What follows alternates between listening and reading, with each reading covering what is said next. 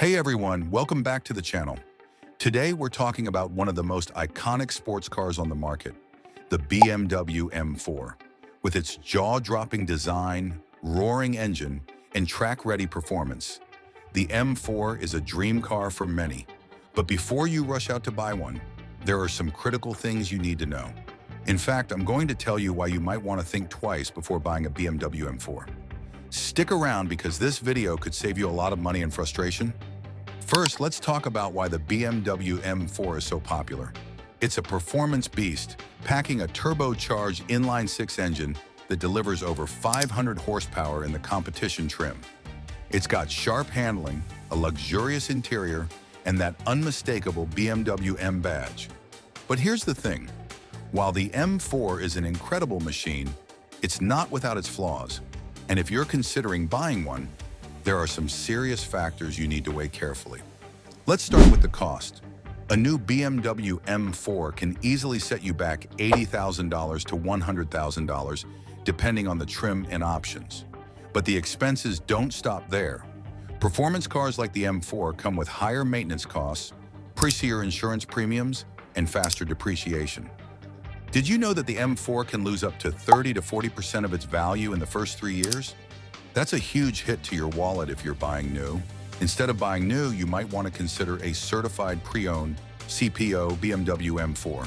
You'll get almost the same car at a fraction of the price, and it'll still come with a warranty.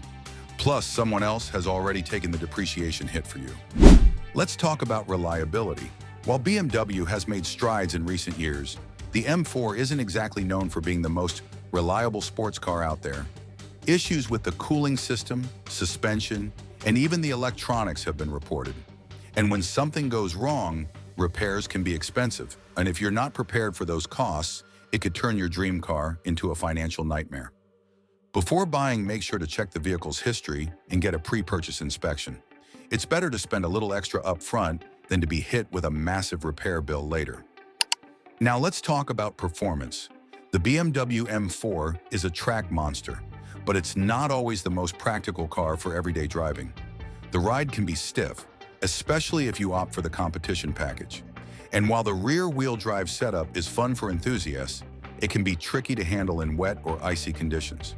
If you're not an experienced driver, the M4's power and handling might feel overwhelming. Also, keep in mind that the M4's fuel efficiency isn't great. If you're driving long distances or using it as a daily driver, those fuel costs can add up quickly. The M4 is packed with technology, from the iDrive infotainment system to advanced driver assistance features. But here's the catch. Some of these features can be overly complex, and not all of them are user-friendly. For example, the infotainment system can be distracting to use while driving, and the voice recognition system isn't always accurate. If you're someone who values simplicity, the M4's tech might feel like overkill. And if you're buying used, make sure all the features are working properly. Replacing or repairing these systems can be costly. So if the BMW M4 isn't the perfect fit for you, what are your options?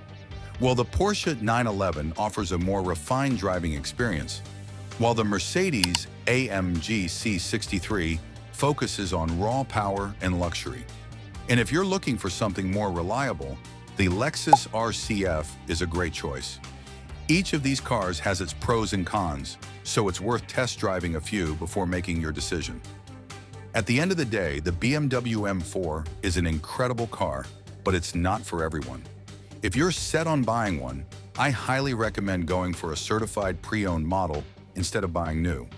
You'll save money, avoid the steepest depreciation, and still get a thrilling driving experience. But if you're not ready for the potential maintenance costs and reliability issues, it might be worth exploring other options. If you found this video helpful, give it a thumbs up and subscribe to the channel for more car reviews and buying tips.